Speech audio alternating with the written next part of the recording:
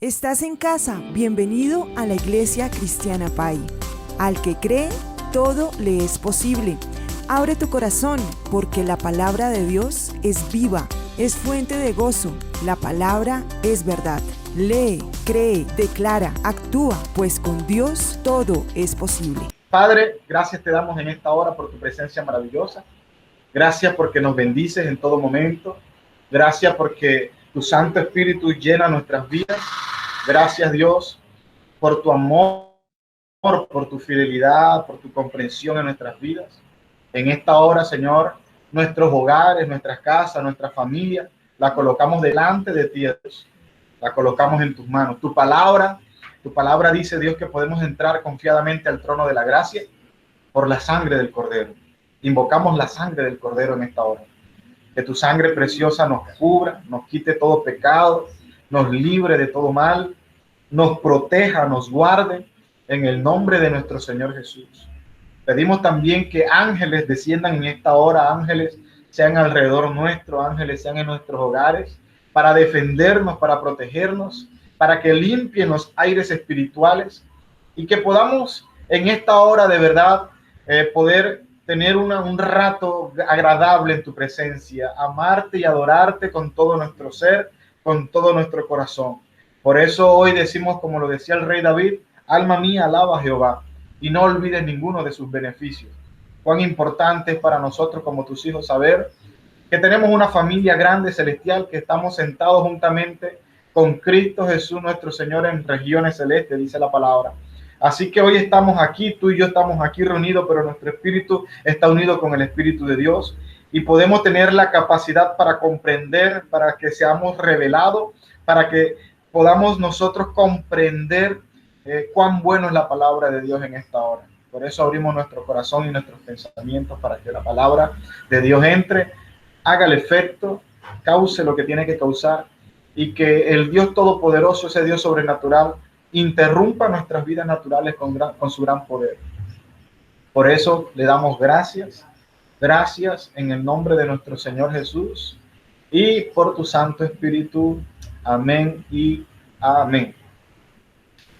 Qué rico, qué bueno y qué grato es poder hoy compartir la palabra del Señor con cada uno de ustedes. Así que mi invitación es que usted pueda allí donde usted está tener la Biblia a la mano, estudiar la palabra del Señor, como la tenga, digital, físico, en cuero, como la quiera.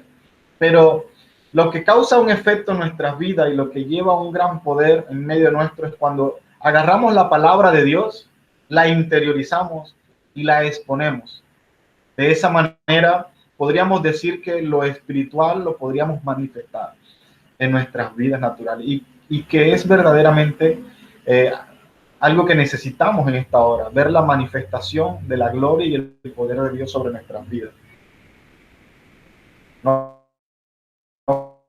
como religiosos o como pensantes de iglesia, sino como hijos de Dios, porque ese es el título que usted y yo tenemos. Somos hijos del Dios Altísimo. Así que prepara tu corazón, voy a compartir un momento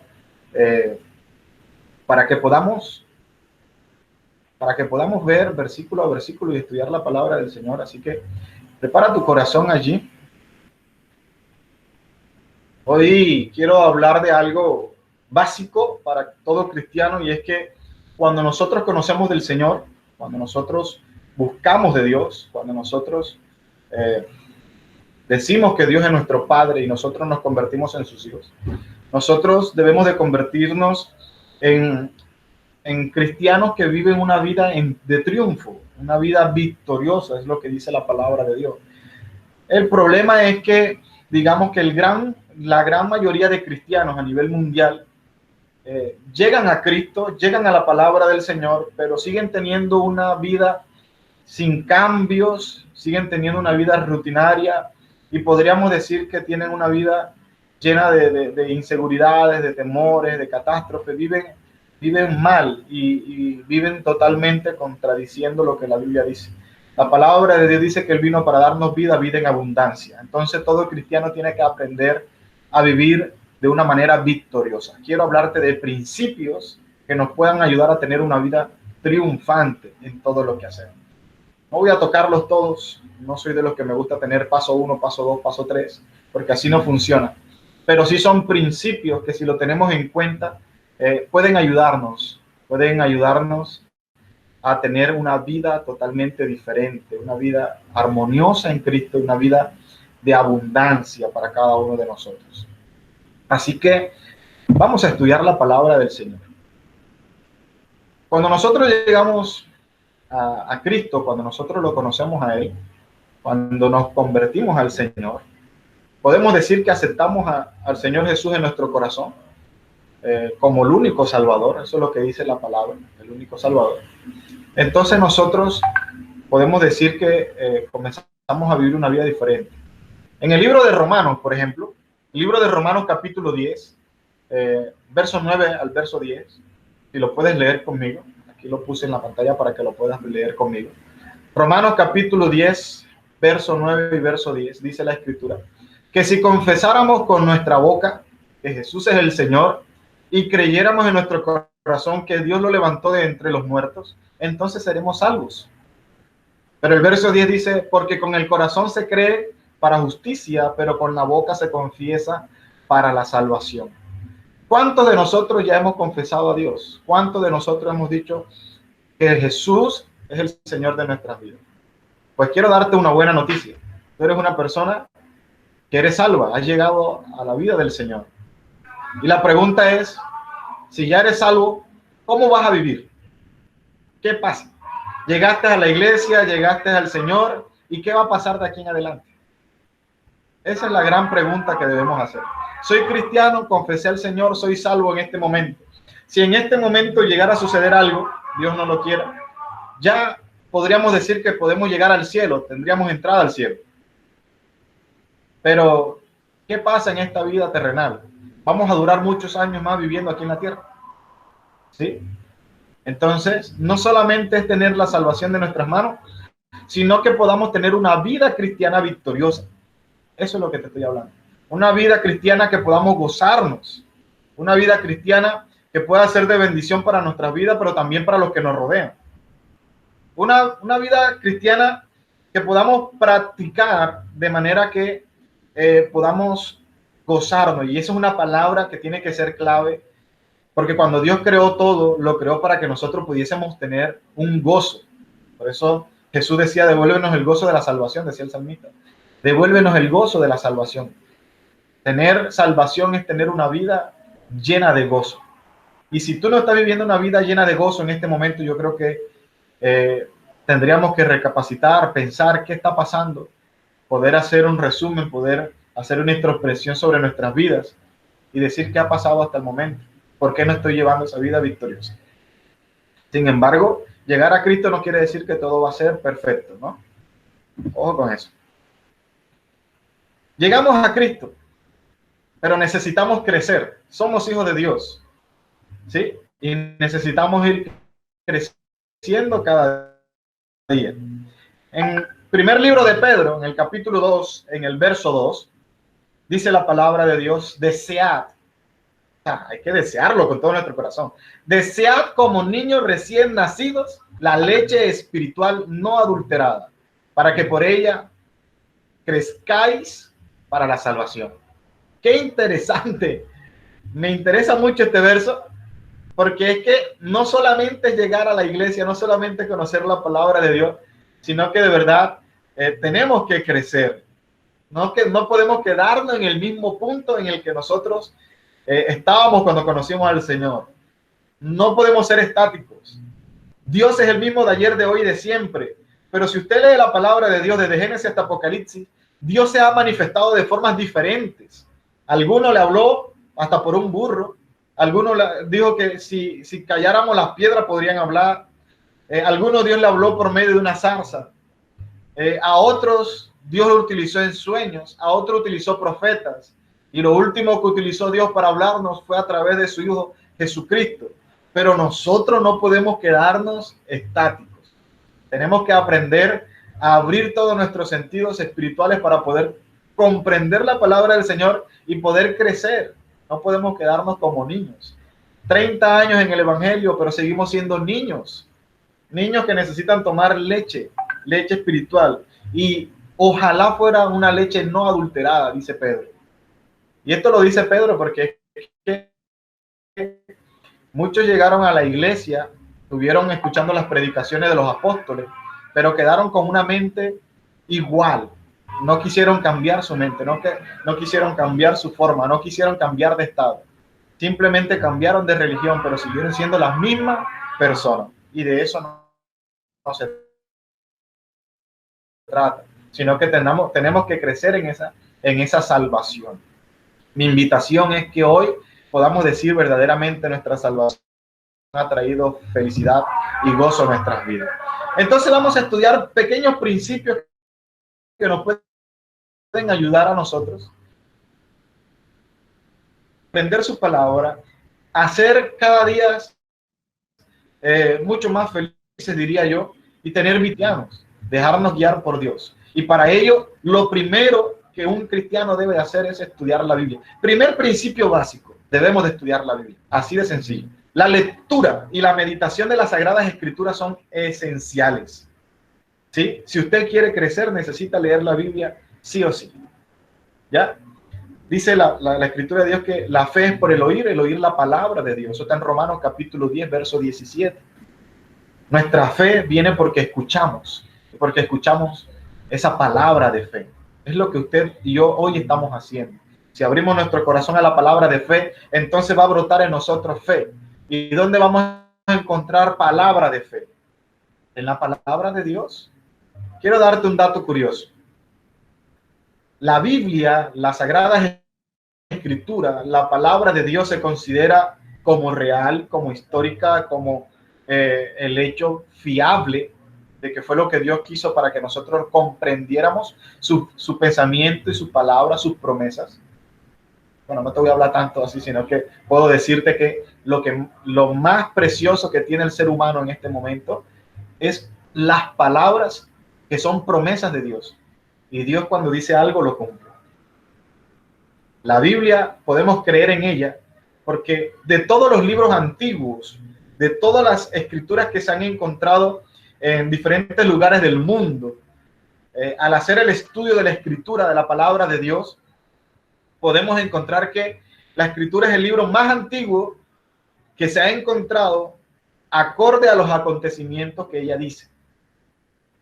Podemos creer en muchos otros libros antiguos que se han encontrado de personas que fueron muy influyentes, pero pasaron un tiempo muy largo entre el día que la encontraron y el día que se escribió. Y yo quiero decirte que la Biblia elimina ese aspecto histórico que se llama fiabilidad. ¿Por qué debemos confiar en la palabra? Porque el día que comenzaron a encontrar escritos de la Biblia, son escritos que fueron muy cercanos, de 20 años, desde la persona que la escribió. Y eso quiere decir que cuando se comenzaron a encontrar escrituras de la palabra de Dios, había personas vivas que conocieron esos hechos históricos. Y eso nos da a nosotros la satisfacción de creer en la palabra de Dios como algo real, como algo fiable. ¿Ya? Ni la ciencia puede discutir eso. ¿Ya? Entonces te invito a que puedas encontrar mucha más información. Puedes buscar en las redes sociales, en Google, todo lo que tiene que ver cómo se encontró la palabra de Dios y darte a ti la confianza de que lo que estás leyendo es verdad, lo que estás leyendo es seguro, lo que estás leyendo es la palabra de Dios. Si no fuera de esa forma, ya desde hace mucho tiempo ya hubiesen eliminado la Biblia, ya la hubiesen quitado, porque sería algo falso. Entonces, el primer principio que nosotros debemos de tener en cuenta es que la palabra de Dios, la Biblia, tu Biblia, es certera. Debemos de creerla, debemos de leerla para que aumente nuestra fe. La palabra de Dios es alimento. Nosotros nos alimentamos para que nuestro cuerpo sea fuerte, para que podamos crecer físicamente. Pero nuestra alma y nuestro espíritu también necesitan comida, necesitan alimentación. Y eso no se encuentra en otro lugar sino en las Sagradas Escrituras, la palabra de Dios. ¿Sí? Yo le invito a que se aprenda un versículo, a que haga meditación en un versículo, que se siente un día a pensar en un solo verso. Miren lo que dice el libro de los Salmos, el capítulo 119, verso 11. Dice la palabra de Dios, en mi corazón he guardado tus dichos para no pecar contra ti. ¿Cómo no podemos pecar? ¿Cómo nos salimos del pecado? Pues simplemente meditando en la palabra de Dios, porque ella te hace reaccionar ante cualquier circunstancia, ante cualquier medio. De verdad que pecamos cuando dejamos de orar y cuando dejamos de leer la palabra. Eso es básico, ¿sí? Entonces, primero, hay que leer la Biblia. Y segundo, es consecuente. Segundo principio que hoy quiero darte, y es que nosotros debemos ser perseverantes en la oración. Oración individual, oración grupal en la iglesia, en la familia. Qué bonito sería que la familia se uniera a orar, que te juntaras con tu esposo, esposa, con tus hijos, con tu familia, con tus hermanos, con tu papá, con tu mamá, con la persona que tienes a tu alrededor. Cuando dos personas se unen a orar, están haciendo una atmósfera de adoración y están bajando milagros del cielo. Te invito a que continúes orando, y no importa lo que tú estás pasando, no importa lo que está sucediendo a tu alrededor, en medio de este mundo lleno de caos, en medio de lo que está pasando, el miedo, cómo el miedo ha gobernado durante mucho tiempo y es la fuerza que más utilizan para poder dirigir a un pueblo. Hoy quiero decirte que el miedo se vence cuando confías completamente en Dios y te acercas a través de la oración. Orar es hablar con Dios. Orar es naturalmente hablar con Dios. Dile a Dios lo que está pasando en tu corazón, lo que está pasando por tus pensamientos o lo que simplemente estás tratando de entender o de comprender. Siéntate a hablar con Dios. Habla con Él. Muestras tus alegrías, tus tristezas, tus pecados, tus errores. De antemano ya Él te conoce y sabe qué está pasando. Pero es necesario, es fundamental, es un principio espiritual, la oración. Orar es estar en la presencia de Dios y disfrutar de su bondad. Algunos no disfrutan la oración y creen que orar, bueno, al principio yo también pasé por eso. Y cuando comenzaba a orar, sentía muchas cosas y creía que incluso que Dios no me estaba escuchando. Y bueno, se nos pasan un montón de cosas por la cabeza y creemos que a veces tenemos que orar 1 hora, 2 horas, 3 horas. Bueno, eso nos lo han enseñado a través de la misma palabra, pero lo más fiable, lo más seguro, lo más confiable es poder desbordar nuestro corazón delante de Dios por medio de palabras, sencillas palabras, que podamos dirigirnos delante de Él. Miren lo que dice Filipenses capítulo 4, verso 6. Es un verso que hay que tener en cuenta siempre, en todo momento. Filipenses capítulo 4, verso 6. Dice la palabra de Dios, por nada, ojo esa palabra, por nada, siempre, por nada estéis afanosos, sino sean conocidas vuestras peticiones delante de Dios, en toda oración y ruego con acción de gracia. No sé qué te está pasando en este momento, pero te aseguro que ese afán, esa ansiedad, esa preocupación, cuando tú llegas delante de Dios, comienzas a orar, comienzas a entregarle eso delante de Dios, entonces estás comenzando a actuar para ver un milagro. Si quieres ver milagros, debes de orar más seguido y debes de colocar eso delante de Dios, ese afán. Vas a encontrar respuestas solamente cuando entregas delante de Dios tu carga, ¿sí? Y cuando tú oras, cuando le entregas a Dios, miren lo que dice Santiago capítulo 1, verso 6. Pero pidan con fe, no dudando nada, porque el que duda es semejante a la onda del mar, que es arrastrada por el viento y echada de una parte a otra. Cuando usted ora, cuando yo oro, debemos de creer que Dios nos está escuchando. Debemos de creer que Dios está presente, aunque nuestros ojos no lo puedan ver. Y aunque de pronto nuestros oídos no puedan escuchar palabras audibles, aunque es posible. Pero debemos de tener la confianza de que Dios nos está escuchando y que si nosotros le pedimos algo a Él, entonces Él va a dar una respuesta. No podemos orar hoy una cosa y mañana otra cosa, porque entonces vamos a estar dudando y eso es contrario a la fe. Cuando oramos con fe, estamos creyendo de que lo que estamos pidiendo, Dios le va a dar solución. ¿Será malo orar lo mismo siempre? No. Y ahí resuelvo otra pregunta que me han hecho durante mucho tiempo. ¿Cuánto tiempo debo de orar por algo? Hasta que suceda. La respuesta es hasta que suceda. Debemos de tener oraciones de rompimiento. ¿Qué es eso? Dar y dar y dar y dar y dar y dar la oración, golpear hasta que se rompa algo en el cielo y podamos ver la manifestación en la tierra. Esa debe ser nuestra oración de continuo. Te pongo un ejemplo. El profeta Daniel se arrodilló a orar y durante 21 días estuvo orando, pero la palabra dice que desde el primer momento en que él comenzó a orar, ya Dios había escuchado y Dios había dado una respuesta. Pero en los cielos estaba sucediendo una batalla que él no sabía, porque nuestros ojos físicos, lo físico solamente ven lo físico, por eso tenemos que ser seres extraordinariamente espirituales, porque debemos de creer de que los cielos hay guerra, hay algo entre la oscuridad y la luz, entre el reino de Dios y el reino de las tinieblas, donde nuestras oraciones son muy importantes. Daniel recibió su respuesta, pero duró 21 días orando. Así que si hoy oraste por algo, no te desanimes, sigue orando. De repente tu oración está haciendo que los cielos sufran violencia por causa de tu oración, por causa de tu petición. Te invito a que continúes orando, que no estés afanoso. Quita tu ansiedad, tu preocupación. Todo eso llévalo a los pies de Cristo. Entonces, para repasar, primer principio debe de ser leer la palabra. Segundo principio debe de ser la oración. Ahora, la oración debe de estar acompañada de la palabra, porque cuando usted ora y le reclama a Dios la palabra, Dios es fiel a su palabra. Dios es fiel a su palabra. Dios, usted no lo convence por emociones, no lo convence por sentimientos. Ay, Dios, mira lo que me está pasando. ¿Por qué los fulanitos? ¿Por qué sultanito? ¿Por qué me hicieron esta injusticia? ¿Por qué pasó aquello y lo otro? No. Así no se ora delante de Dios. Usted debe de agarrar la palabra de Dios, debe de agarrar un verso bíblico y pedirle a Dios por ese versículo, porque Dios es fiel a su palabra. Tenga en cuenta ese principio. La palabra de Dios y la oración deben de estar unidas, siempre. Tercer principio importante tiene que ver con congregarse. Y de verdad que mucha gente no entiende la palabra de congregarse.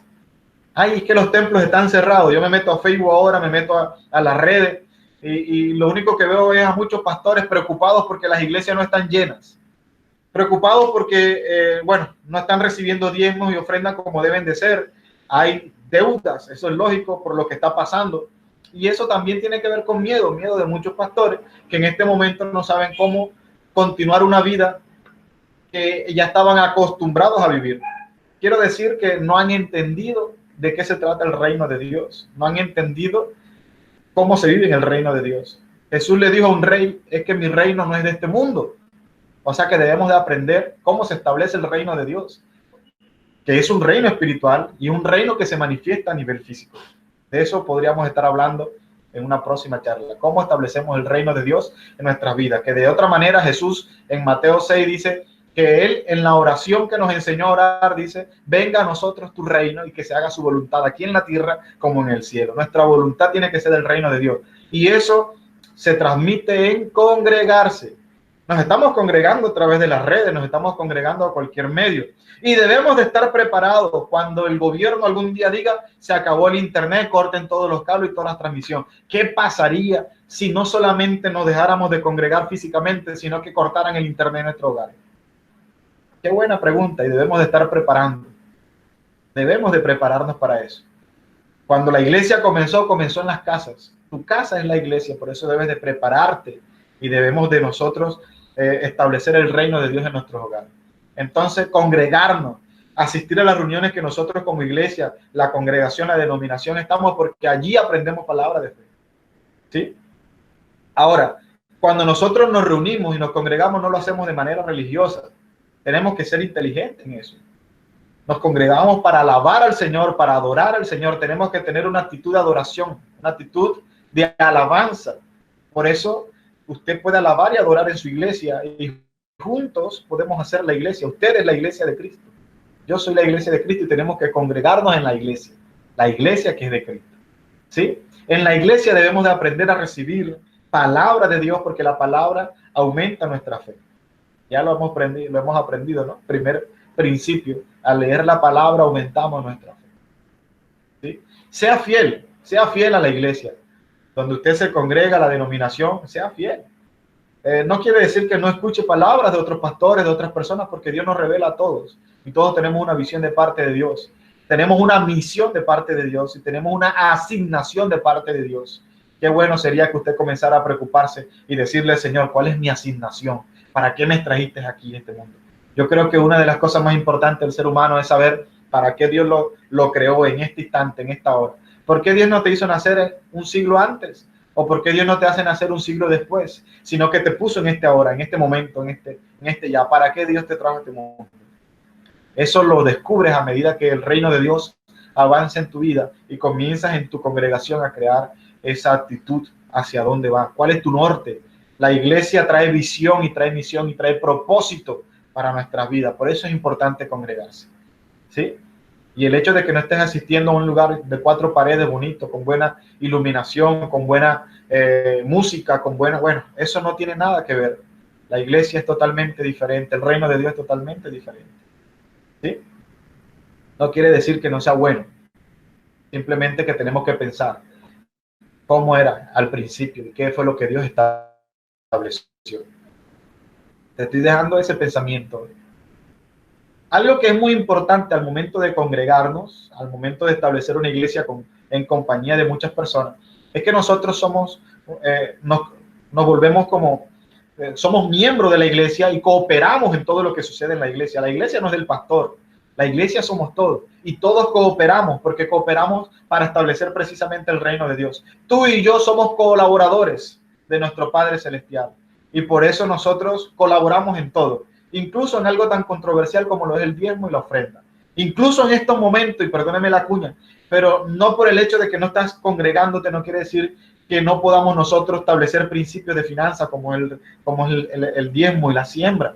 Es importante cuántas personas se pueden ayudar, cuántas cosas se pueden hacer, porque lastimosamente para movernos y movilizar la iglesia necesitamos recursos. Y tú y yo somos colaboradores, como personas, como entes espirituales, pero también en lo físico, con nuestros pensamientos, con lo que hemos estudiado, con lo que podemos devengar y aportar, cooperar para establecer el reino de Dios.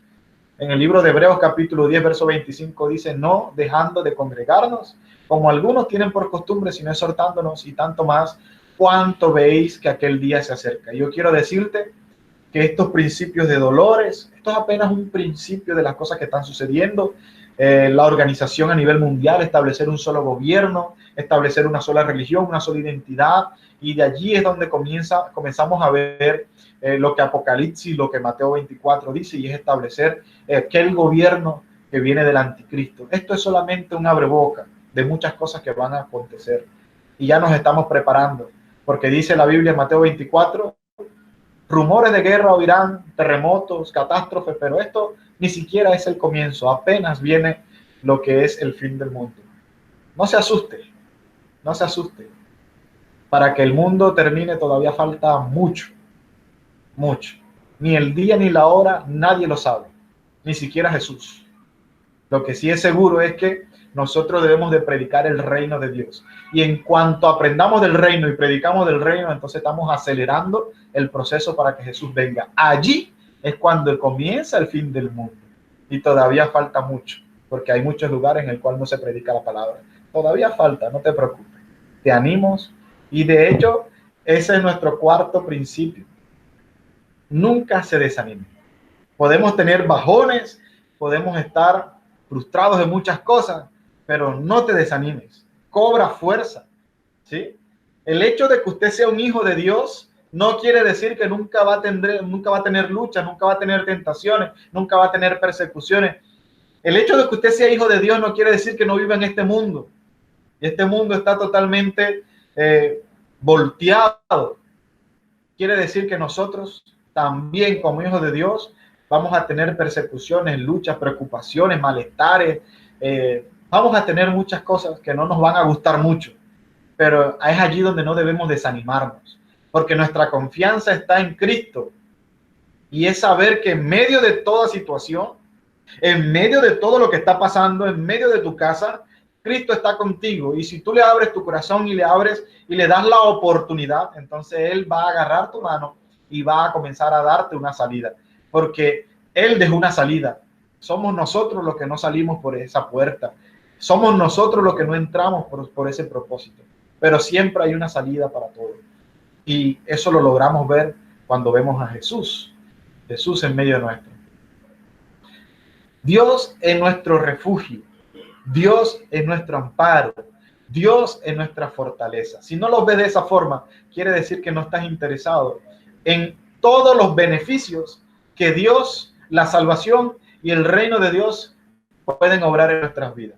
Quiere decir que estás buscando fuera del reino, sabiendo que en el reino de Dios lo encuentra todo. Romanos capítulo 8, verso 28 dice la palabra de Dios.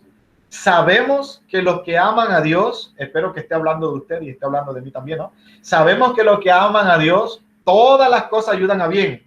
Hay una coma y dice, esto es a los que conforme a su propósito son llamados. Muchos de nosotros hablamos religiosamente y solamente agarramos la primera parte, donde decimos que los que aman a Dios, todas las cosas le ayudan a bien. Pero déjeme decirte que el versículo completo dice, a los que son llamados, a los que tienen un propósito. Por eso la importancia de saber cuál es nuestro propósito en Dios. Cuando al apóstol Pablo lo agarraron, lo amordazaron y lo metieron a la cárcel, él se reía porque él decía, mi propósito no es estar afuera, mi propósito es estar aquí adentro. Cuando el diablo quiso matar a Jesús, Jesús se reía porque Jesús dijo, mi propósito es morir. Por eso no es ver el vaso medio lleno o medio vacío, sino entender el propósito por el cual Dios nos llamó. Porque cuando tú entiendes cuál es tu propósito, entonces lo que te sucede lo aprovechas para que el propósito de Dios se cumpla en tu vida.